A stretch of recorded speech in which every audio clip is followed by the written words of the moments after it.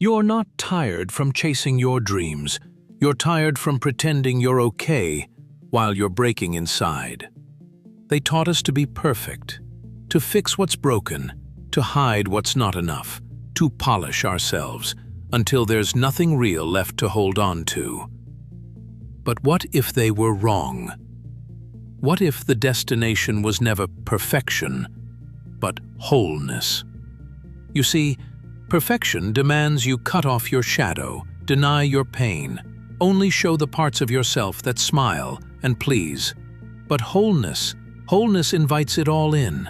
It welcomes the light and the parts you buried, your fear, your shame, your anger, not to glorify them, but to integrate them into your full being. Someone once said, "I'd rather be whole than good."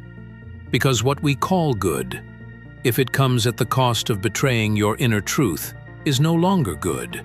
It's just a performance. And perfection, without presence, is nothing but an illusion. So if you're tired, if you've tried every self-help method, read 100 affirmations, and still feel empty, maybe it's time to stop. Not because you're giving up, but because you're finally ready. Ready to come home to all of who you are. This is no longer a journey of fixing. This is the journey of remembering.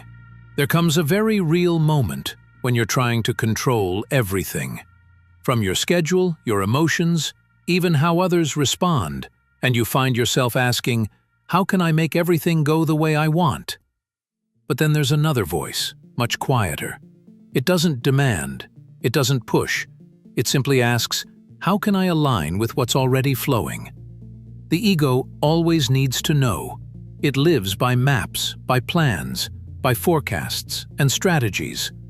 But the soul doesn't need proof. It only needs to feel. It doesn't demand outcomes. It only asks for presence. And every day you stand between those two voices. One screams, hurry, do more, prove it. The other whispers, slow down, listen, be here. If you're tired, maybe it's not because you took the wrong path. Maybe it's because you've been driving with fear instead of trust. Peace isn't a destination, it's the compass. It doesn't promise an easy road, but it always points you home. And when you choose peace over control, everything around you begins to soften, to move, to harmonize, not because you forced it, but because you became quiet enough for life itself to finally be heard. And when you begin to choose peace over control, when you stop forcing everything to happen according to your timeline, you start to hear something else. Not the echoes of the external world, but something whispering from deep within your consciousness. Then, something shifts. That serenity isn't just comforting. It begins to reveal what you once hid. Fragments of memories, emotions never acknowledged, wounds you covered with busyness and ambition, the push for success. And you come to realize, if you want to manifest, if you truly want to step into a life that feels full and authentic, you can't skip the darkness. You can't bypass the parts of yourself you shoved away because they were too painful to face. Someone once said, everything you run from is actually running your life. And that truth hits deep. Your desires aren't wrong, but if those desires stem from lack, from an unhealed core, they will always carry a fear of loss, not freedom. So you turn inward. You sit with your pain, without judgment, without avoidance, and you begin healing from the root. And from that moment on, you don't have to convince the universe anymore, because you have already become what you once prayed for. And once you've dared to sit with your own shadow, once you stop hiding the parts of you that feel imperfect, you enter a new phase of awakening, a phase where everything becomes clearer than it's ever been.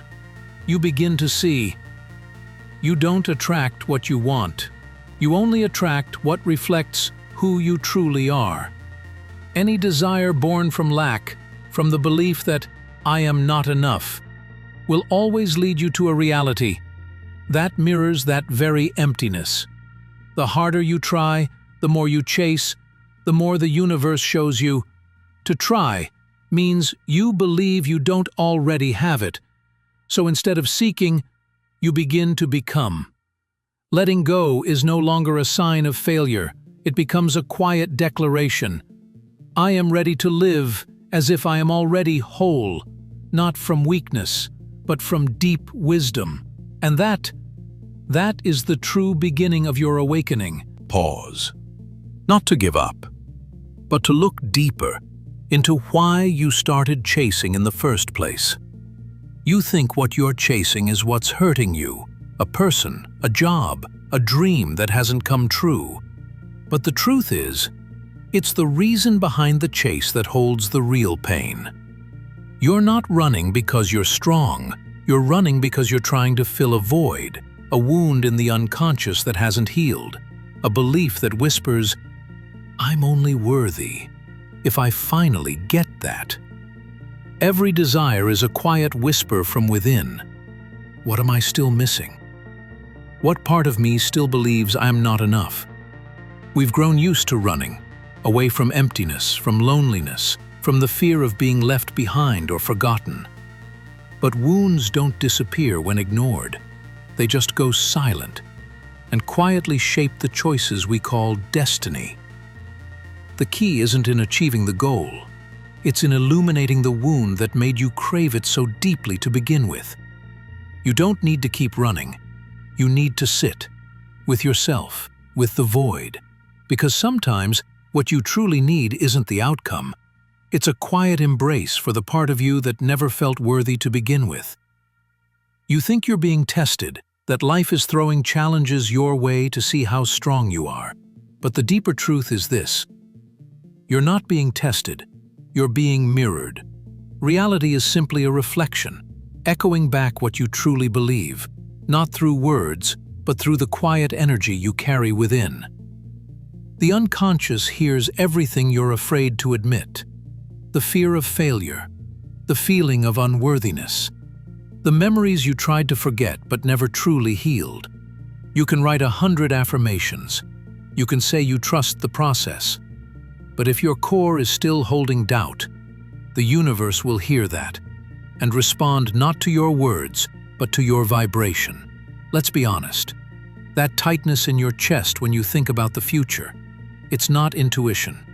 It's your unconscious whispering, I don't really believe this is coming. And that is why it hasn't come. You can't trick the unconscious. You can only listen. So pause. Don't suppress the fear. Speak to it. Don't run from the doubt. Ask where it began. Because only when you truly see your fear will it stop controlling your life from the shadows. Detachment doesn't mean you've given up. It doesn't mean you no longer care. It simply means you've released your dependency. You no longer need something to feel whole. You no longer use outcomes to validate your worth. And in the moment you stop clinging, the universe begins to respond. Stillness isn't a pause, it's where transformation begins. The magic doesn't come when you chase it.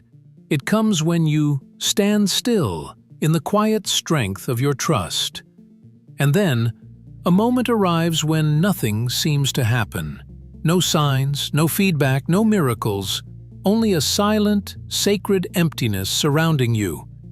But this is not punishment. It's the invisible forge where your soul is being restructured, the in-between, where the old you has died and the new you is not yet born. You are not being delayed. You are being recreated. And the universe, it doesn't listen to your clock, it listens to your frequency.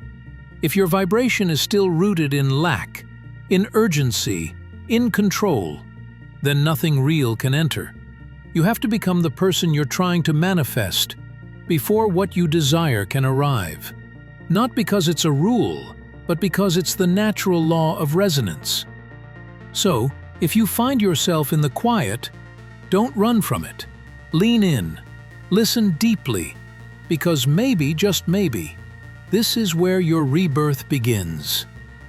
And if you're still in the quiet, in that space where everything feels paused, where you no longer know exactly where you're headed, know this: you are not lost. You are coming home. You don't need to rush. You don't need to fix yourself to be worthy of anything. You only need to touch the truth that everything you've been seeking has always begun within you. No more proof, no more performing, just the courage to be whole, to embrace both your light and your shadow. Because when you become full within yourself, you no longer need permission from life. You become the very thing you once prayed for. And in that moment, the universe doesn't need to be summoned. It finds its way to you. Believe this: you don't have to chase anything to be loved. You just have to be yourself, honestly and unwaveringly. Because true light doesn't need a crowd. It only needs to never go out.